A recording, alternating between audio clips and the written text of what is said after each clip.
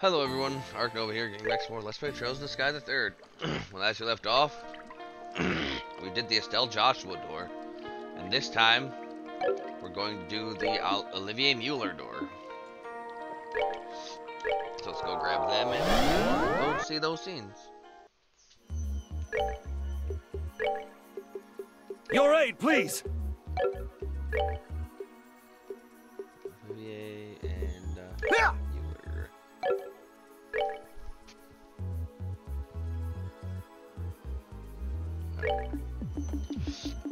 I hope it was a star door. Please tell me it was a star door. I missed star door 6 somewhere.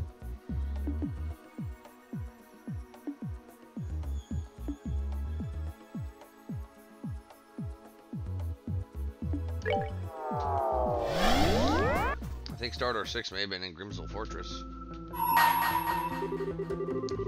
Bring me the playful minstrel and his closest ally against the beast they seek to overcome. Only then shall the door open.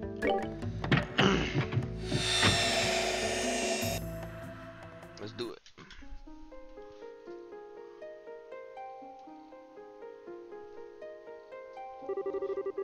I shall grant you a memory fragment and my blessing.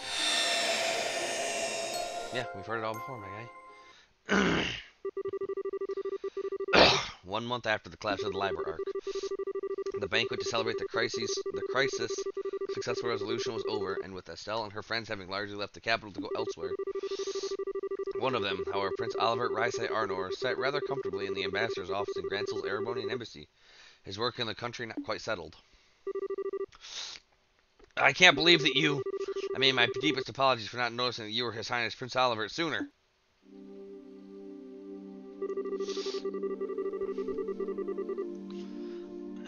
Oh, I'm not surprised you never realized. I may be a prince, but my mother was a commoner.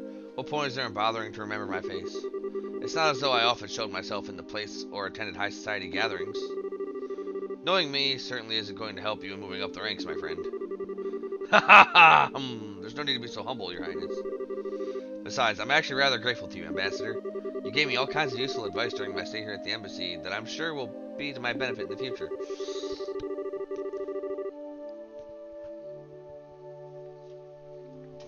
Well-meant words such as, act like a man of the Empire for once in your life, and stop idling here, go home and try doing some damned work. Your Highness, Your Highness, I think you've tormented it enough for one day.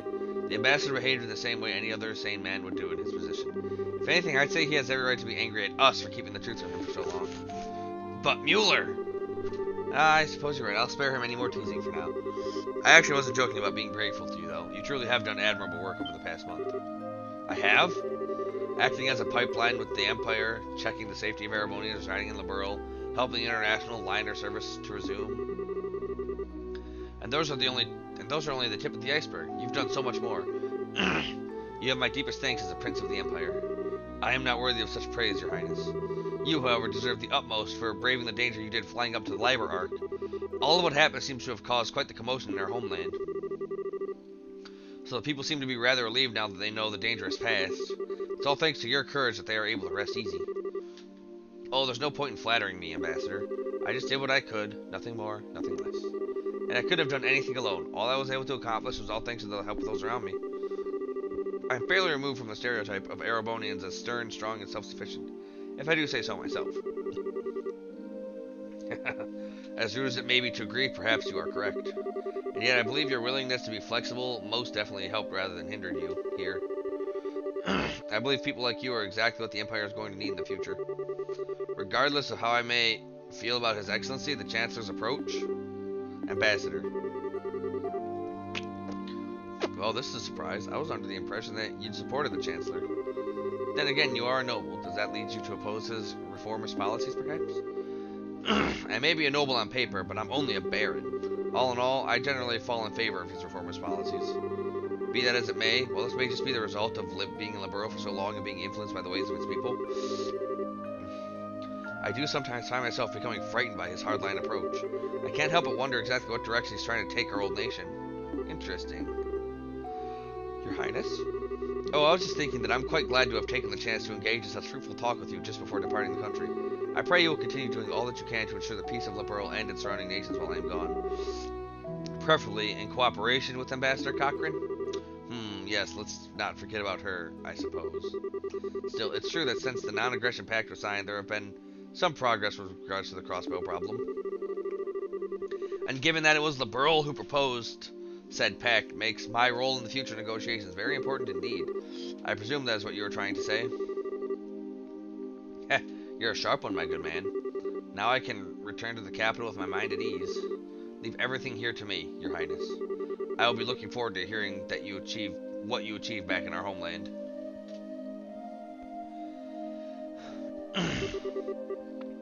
This truly is a country like no other. I never thought the day would come when I would hear things like that from a noble of the Empire. Indeed, he's apparently somewhat less of an obstinate man than I thought he was. Perhaps this nation's very air has the power to genuinely change people. It seems to have had an effect on you, too. I feel like I'm seeing a lot more smiles from you these days than I used to.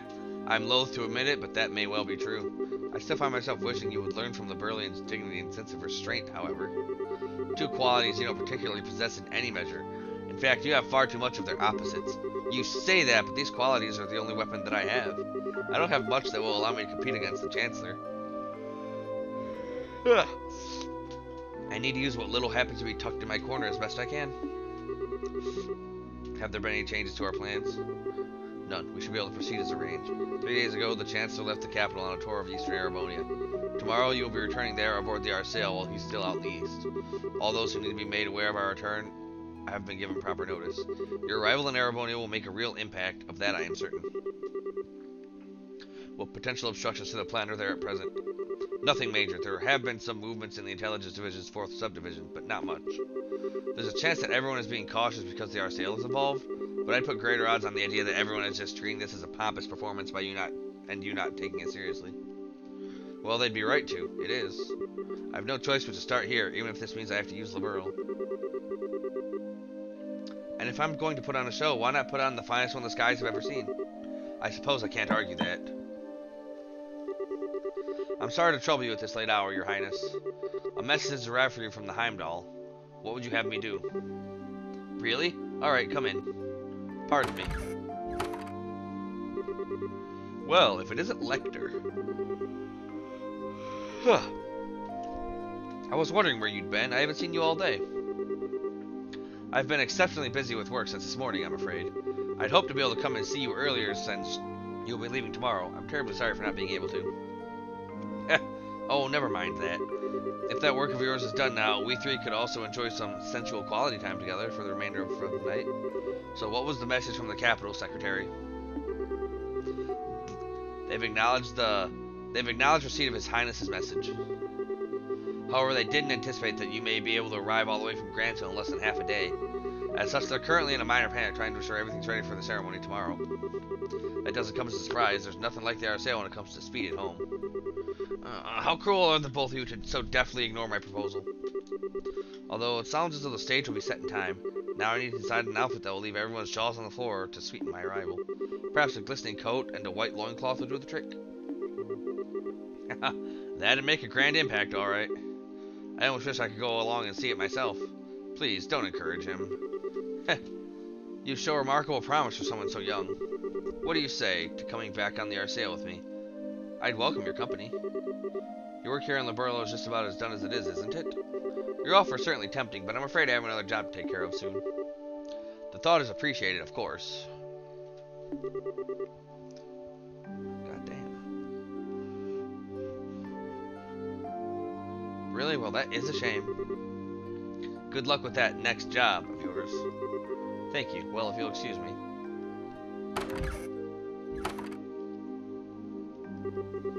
So, that is the second Secretary Lecter Arundel. It is safe to assume he's one of the Chancellors. Almost definitely, yes. He came through Hawking Gate on foot and took up his new position at the embassy a month ago. And right around the same time we headed to the Library Ark aboard the Arsail at that. There's no way that could possibly be a coincidence. No, it couldn't. The most likely possibility seems to be that he's part of the Intelligence Division. Are you sure not doing anything regarding him all this time was a good idea? Oh, absolutely. We needed some way to find out what the Chancellor was up to, after all. We'll probably get some kind of reaction from the Chancellor through his reports at some point. Probably in about 2 weeks when the Chancellor's tour is finished. You'd planned that far ahead all along, had you? Well, in that case, I'll be sure that we're ready. I'll be counting on you, love. Oh, something the matter? Not really, it's just that the moon has come out. And what a beautiful full moon it is.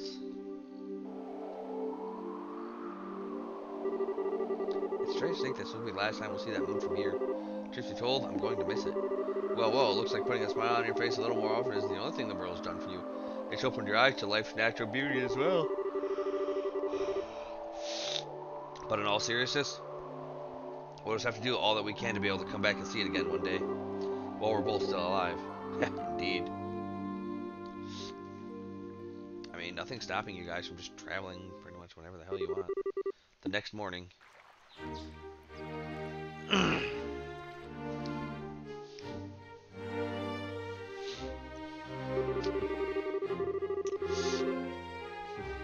Your Majesty, Your Highness, I humbly thank you for both your generous hospitality during my stay in your Frank Kingdom. You were even gracious enough to humor my brazen request of exhorting me back to Heimdall aboard the Arsail. This debt I owe you will be repaid many times over in the future. Rest assured of that. Oh, you needn't think any... Oh my god. Oh, you needn't think any... Oh, you needn't think of this as anything we went out of our way for. Escorting an honored state guest back home is a matter, of course. Particularly a guest to whom we owe a great debt of gratitude. If you ever have the opportunity, please do come back to Liberl again in the future. I imagine Estelle and Joshua will be back by then too, so we'll be able to give you a nice warm welcome. I'm already excited for my next visit. Have they left the country yet, by the way? They're busy getting ready to leave over in Roland at the moment, I believe. I'm planning to see them off when the time comes. I see. Incidentally, while the ruins of Hamel are currently sealed off, I'll do what I can on my end to ensure that they are allowed inside. Could I trouble you to pass that along to them? Certainly. Thank you very much, Your Highness. Oh, think nothing of it. It's the least I could do after all they've done for me. I owe you a great deal too, Cassius. If not for your assistance, stopping that armored division from crossing into Liberl wouldn't have been as simple as it was. I can say the same to you. Still, as I'm sure you're aware, the outcome will have been well within the realm of possibility for the Chancellor. I doubt he was even surprised by the incident. Really? Most likely not. Erebonia had nothing at all to gain from using that situation to occupy Liberl. Certainly not to the extent it would be worth going out of their way to develop inefficient steam tanks. The only reason I can see for him doing what he did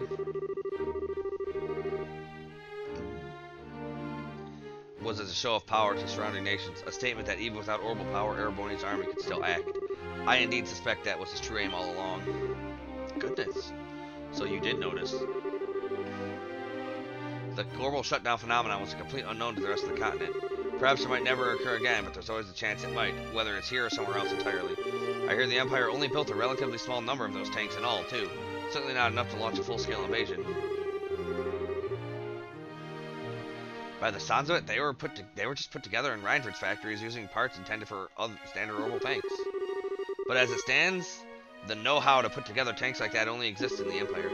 And in these unprecedented times, no other nation has the time or resources to try and develop extremely inefficient steam-powered weaponry. In a sense, because of what happened, the Imperial Army's effect as a deterrent is even greater than ever. He's using war as a diplomatic tool, and very effectively at that. None of this had even occurred to me. I have a long way to go before I'm fit to be ruler of this country. Don't pick yourself up too much about it. He's no ordinary foe to even the most hardened veterans. The Chancellor always seems to be thinking several steps ahead of the rest of the world. It's impressive no matter what we may think of his actual ideas. I'm quite the reckless fool trying to challenge him, if I do say so myself. Don't be silly, Your Highness.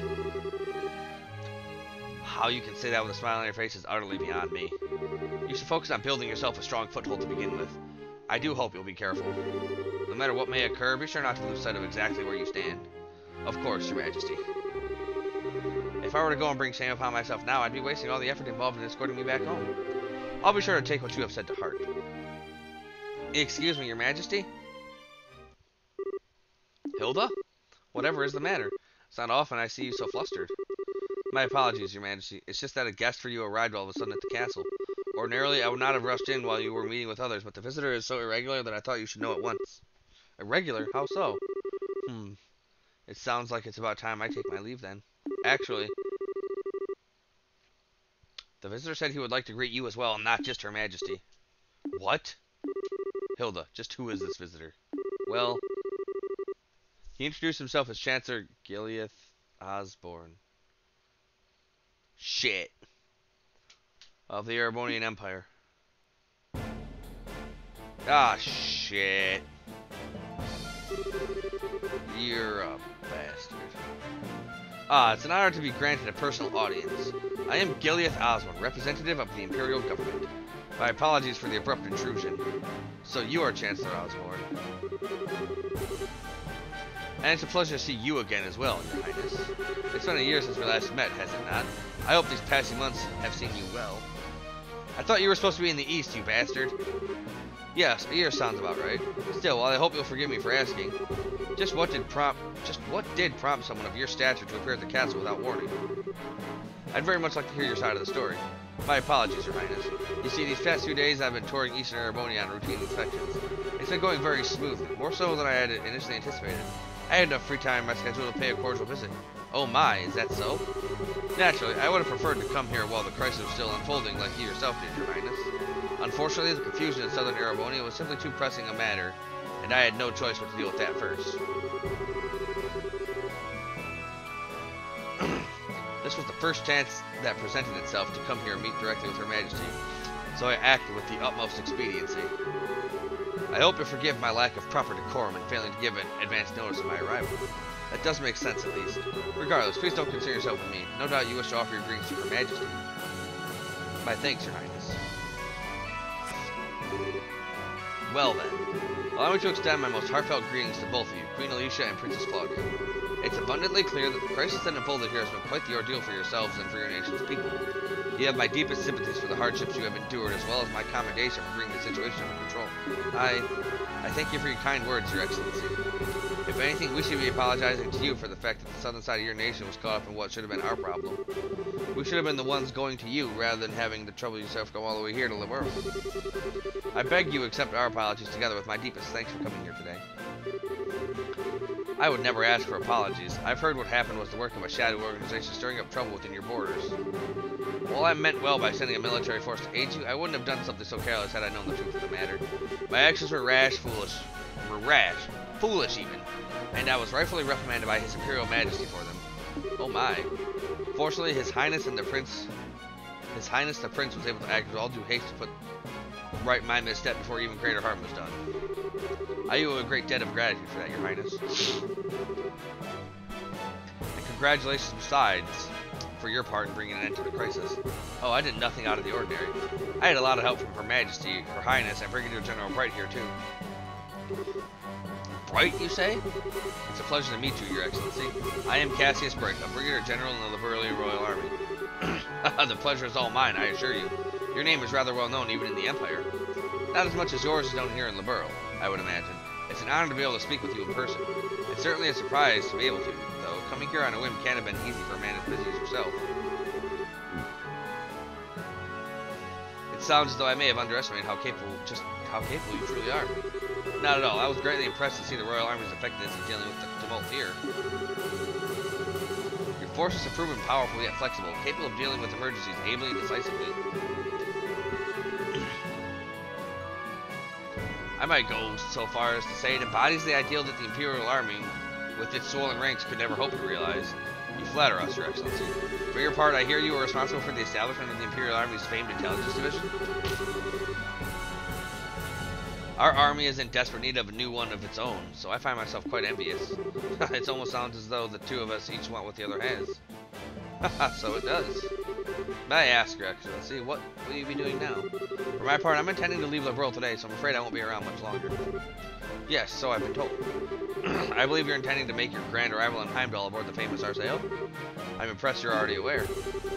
I almost wish I could return to Erebonia on board it alongside you.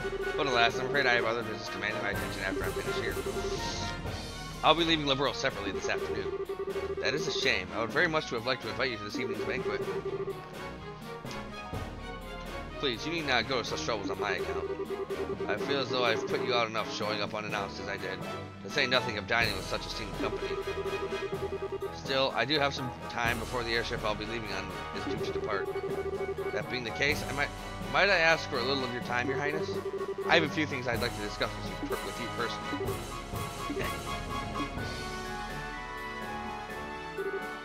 Very well.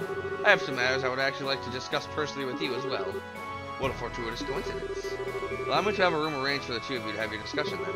Hilda, if you would. Certainly, Your Majesty.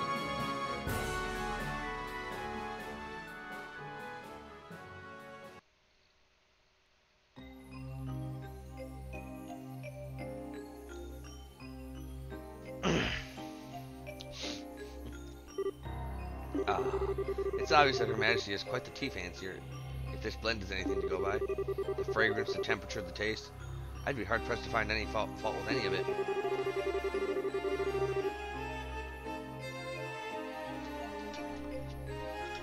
I've always been more of a coffee man myself, but I have no doubt that I'd be content with a cup of this at my desk each morning.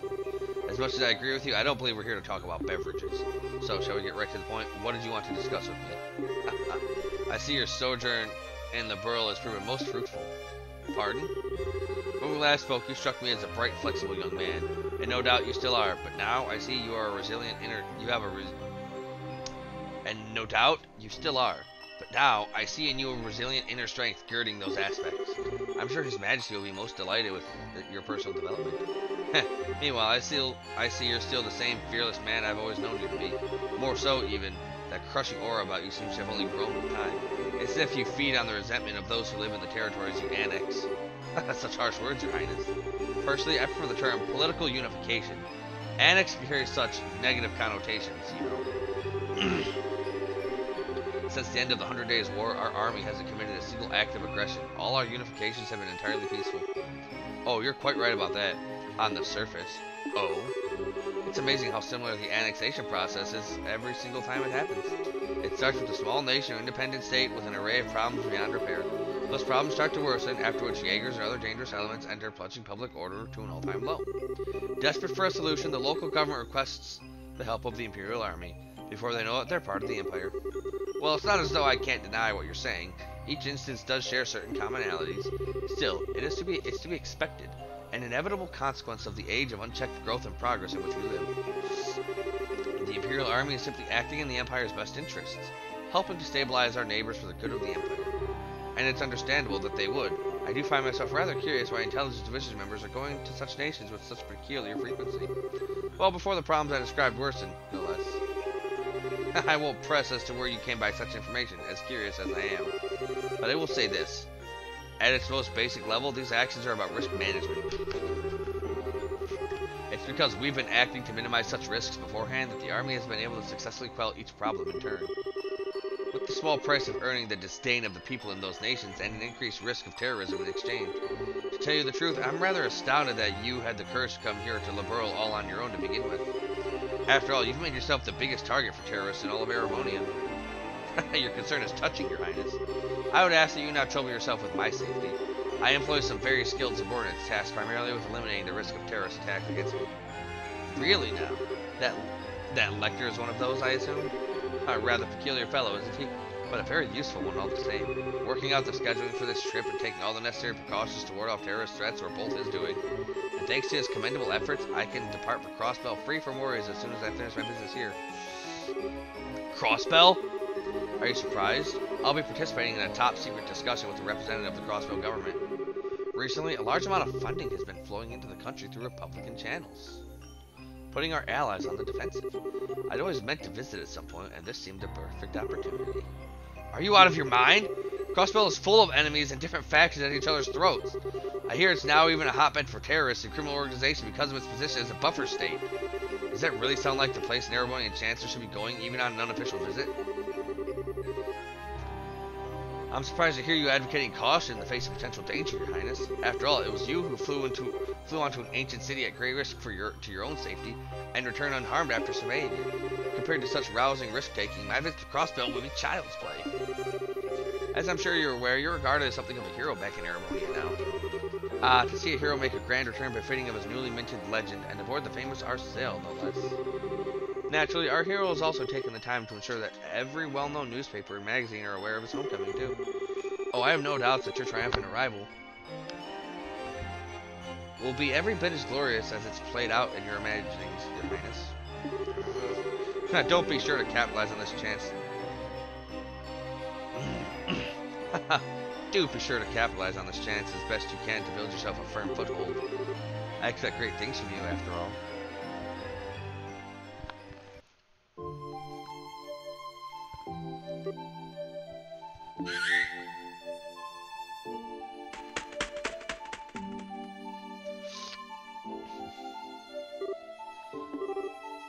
Hey, buddy.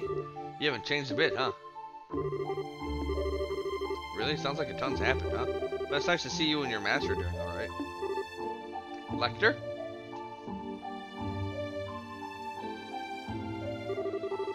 Well, good day to you, Your Highness. I pray I'm not causing you any trouble by taking a tour of the castle like this. The view from this terrace certainly is beautiful, isn't it? What happened to you, Lecter? How did you end up working for Chancellor Osborne? I'm sorry, I haven't the faintest idea what you mean. Are you perchance mistaking me for someone else? Your name is Lecter Arundel. You were a student council president in Genis Royal Academy, which you attended before leaving suddenly 2 years ago. So no, I am not mistaking you for someone else. Ah, but that's where you're wrong. Because my name was actually Lecter Arundel. I can certainly see how our names could be mixed up, however. They are scarily close. Still, now you know, please just call me Lec. Don't try and joke around with me, Lecter. Do you have any idea how worried all of us were when you just disappeared without a word? You submitted your notes to leave the academy, and then you were never seen again. Even the otherwise calm Leo let out a cry of anger when he found out. And all Lucy could do was give a sad smile and say, "This is just like him," the whole time with tears in her eyes. Jill and Hans were heartbroken, and so was I. Yet after all this time, you finally show yourself, knowing full well that I'm here. And this is how you act? By pretending you're someone else? Lecter! Sorry, no need for the scary glare. You're still taking things way too seriously. Looks like it'll take more than stepping up as Crown Princess to change that part of you. Oh, but you know, seeing you makes me feel kind of relieved. I always figured if someone like you became Crown Princess, you'd have virtually no freedom to do anything other than work. But from all that's reached my ears, it sounds like you're actually doing alright for yourself. And you even made some great new friends after I left the academy, didn't you? Nice! I sure did. Nonetheless, it's thanks to you that I was able to change at all. You were the one who gave me the first push in the right direction. I never got the chance to thank you properly after you left, but all this time I've always been grateful to you. Well, consider me honored. Do I get a kiss in return? You do not. I may feel respect towards you, but nothing romantic. Aw, that's a bummer. There was me, all taking in how pretty you'd become, wondering if this could be the start of something downright magical. And what happens instead, my dreams of romance and sweet smooches are being crushed to nothing before they even begin. I know you don't mean a word of that, you know. You're looking very sharp yourself, though. It's surprising to see. Every time I've seen you before today, it was like the heavily frayed uniform worn in the most sloppy way imaginable. I think you'll find I was merely making a fashion statement. That wasn't laziness or sloppiness. Every part of it was carefully calculated and considered to have maximum effect. The scary thing is, I actually believe you. You always seemed as if you cared for nothing but having fun and causing trouble. And yet, when you came down to it, you were wise beyond your years. And I finally seen part of the reason behind that today. I'll ask you again, Lecter. How did you end up working for Chancellor Osborne like this? Just what happened to you between you submitting your notes to leave in the academy and now?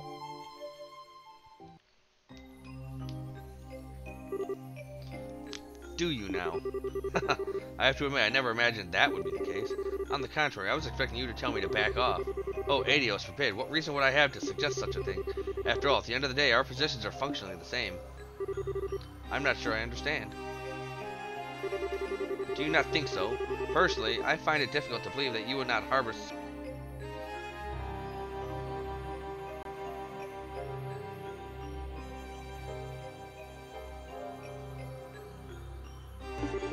Sorry about that. Headset decided it wanted to die. A grand empire clinging to the glories of a bygone era, ruled by the nobility and shackled by meaningless conventions.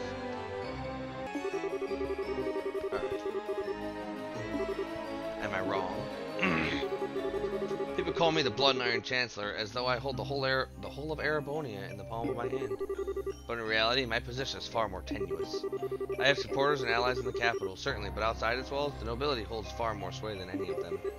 And while it is true I hold a great amount of power in the form of the Imperial Army, even then, I only truly command around 70% of it. The remainder is loyal to the nobility, who also maintain their own private armies.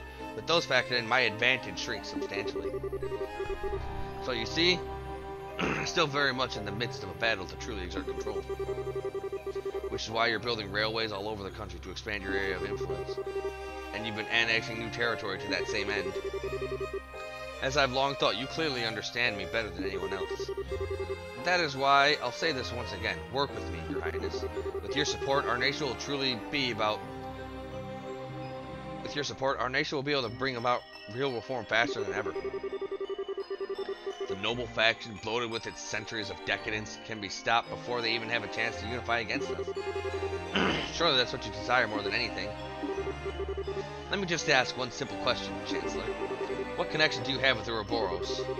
I'm afraid I'm not quite sure what you're asking. I will say this, however. I'm a firm believer in using every resource at my disposal in the name of achieving reform. That's the way I believe in handling politics. I see. Well, it certainly does seem as though we would see eye to eye in many ways.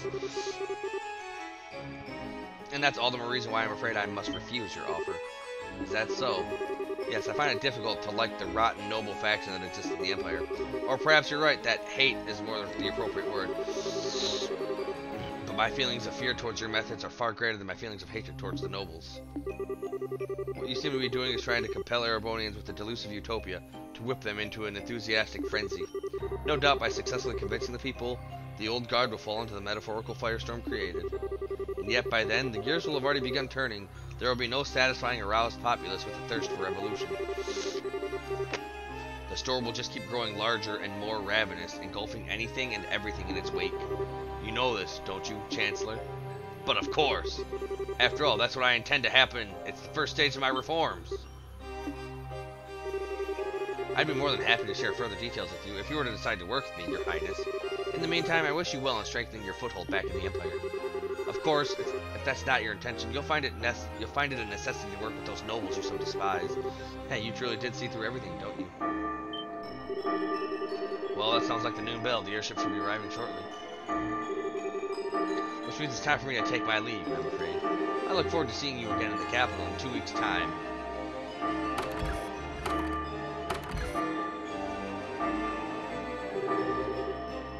I take it the discussion is over then? What's wrong? You look awfully tired. Oh, nothing. I'm just feeling awed anew at what a monster I decided to pick a fight with. Yeah.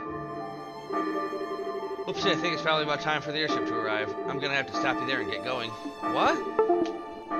What? See ya, Sieg. Next time I see you, I'll bring you some Erebonian salami as a souvenir, okay? Scream. Wait! Are you planning to just disappear without telling me anything the second time? Oh, got an important question for you. Did you fall in love with someone while I was away? Hit the nail on the head, huh? Aw, that's so cute. First love, right? How's that feel? Heart all aflutter 1 minute, end of the world the next? Don't you dare start teasing me. But you're right, though. I did. He rejected me, in this very spot not that long ago. Wait, you're joking, right?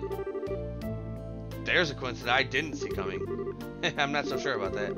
Feels like you know everything sometimes. I'm not some kind of all-knowing, all-seeing divinity. That's what makes the world so interesting to me. Oh, I'm happy for you, Chloe. Knowing the pain of lost love is what makes a girl blossom, in my humble opinion. Do you feel like the whole experience let you get a step closer to the person you want to be? Well, what about you? Do you feel you're getting closer to becoming the person that you want to be? By being at the Chancellor's side? Kinda hard to do that when I don't have a person I want to be to begin with. I'm just sticking with him because it feels like it'll be fun. That's all. I've been doing it since before I joined the academy, in fact. You have? That prince is proving surprisingly capable, but he still isn't a match for the Chancellor. Tell him to watch his back, alright? So that he doesn't get swallowed up by that monster after he gets tired of dancing. Goodbye, Lecter.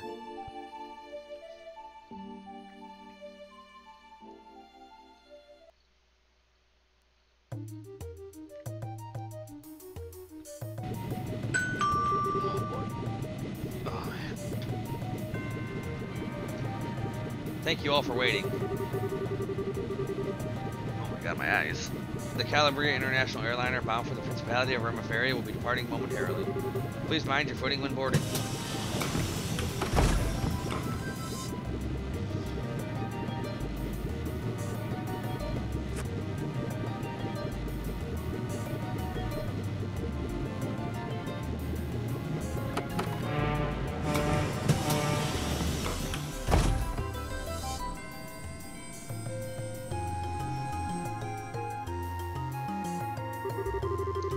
was the Blood Iron Chancellor. I can't believe he actually went out of his way to use a civilian airship, but he probably has a private one of his own. I heard rumors about how out of the ordinary he is, but he lives up to all of them. He keeps me on my toes, to put it playfully enough. Hey, Masai, thanks for coming all this way to see me off, Shara. I was lucky. I just happened to have business here at the right time. It feels like this is going to be the last chance we get to see one another for a while, after all. Rather unfortunate, as my dream is, and always will be, was to live away my days and laugh luxury surrounded by women as beautiful as you. Well, good luck with that. Changing the subject, though, who was the young man at the Chancellor's side? He didn't strike me as your ordinary guy. Oh, you can tell? But of course, I'd say I'm used to running into people who are out of the ordinary at this point. We've sure fought enough of them. His name's Lecter Arundel. He's a secretary who was sent here by the Imperial government. Apparently, he was the one who planned out all the details of the Chancellor's visit to Liberl. I can't pretend to know much regarding his background, but he's exceptionally skilled at what he does. Actually, I know a little. What? Oh? Is that true? Yes. Claudia explained that Lecter once attended the same academy as her and had served as student council president. She also mentioned about his sudden disappearance after the academy festival 2 years ago. Unbelievable.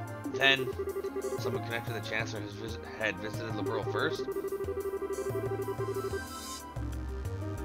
Then he's very likely to have had his own veritable information network established here long before I even came up with the idea. I think it's safe to assume I think it's safe for us to assume that is the case. Which also means it's safe to assume he knows every detail about all that's happened here since. From the coup d'etat to the crisis regarding the Aureole, all of it. This man gets more unbelievable by the minute. He actually gave me a message to pass on to you earlier, too. Watch your back so you don't get swallowed up by that monster when you're tired of dancing. He sure knows how to sting where it hurts, doesn't he? I feel like I can see a whole new world of pleasure opening up before my eyes. He should know better. Getting outdone at every turn like this is really not my style. What do you mean? Captain Schwarz, I have a little favor I'd like to ask for when we're in the air.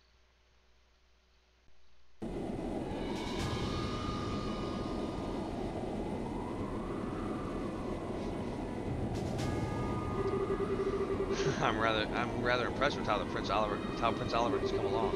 No matter how he chooses to act from here on, he'll have his uses, to be certain. You would say that, given what you think of everyone as your pawns. There's me, the prince, that society. Indeed, and I am much the same. We are but pawns on the vast game board that is the Empire, where a thrill like no other will take place. It's because of you too. It's because you too wish to see that the game, But it's because you too wish to see how that game plays out that you've chosen to stand with me, is it not? Well, hey, what can I say? Just don't forget that this piece right here might not be loyal forever. And such a betrayal would perfectly be fine by me. Or did you honestly think I'd never considered the possibility it may happen? Just thought I'd come out and see. How are the other Iron Bloods doing, by the way? They're all doing very well, by the sound of it. At the rate things are going, there's a chance all of the Prince's efforts will be for naught. Perhaps I had to hold back on him a little. You sure don't pull any punches, do you? You know something? I wouldn't write him off so easily if I were in your shoes. What?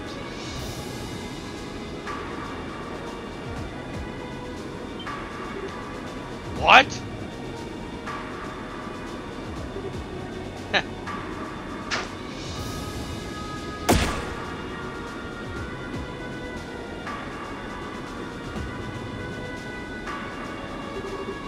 These look like rose petals? If you look out the windows on the right-hand side of the airship, you'll be able to see the famous high-speed cruiser, the Arsail. We've been informed that it's on its way to the Imperial capital with Prince Olivert of the Erebonian Empire on board. But he has also given us a message to relay to all of the passengers on board today. I give thanks to Adios for the good fortune to have been able to meet you today. May your journey be filled with beautiful roses and her blessings. And, of course, may your journey to your homes be a safe and pleasant one. That marks the end of his message.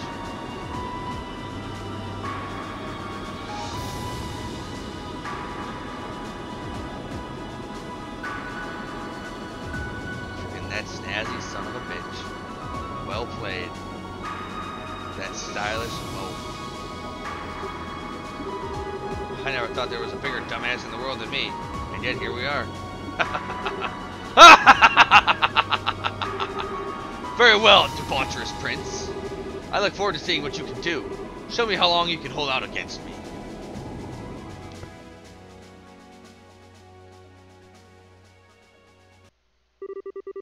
Side story, Return to the Empire finished. Divine Eye, 7,000 Mira. Alright. Well, we're gonna call it there for now.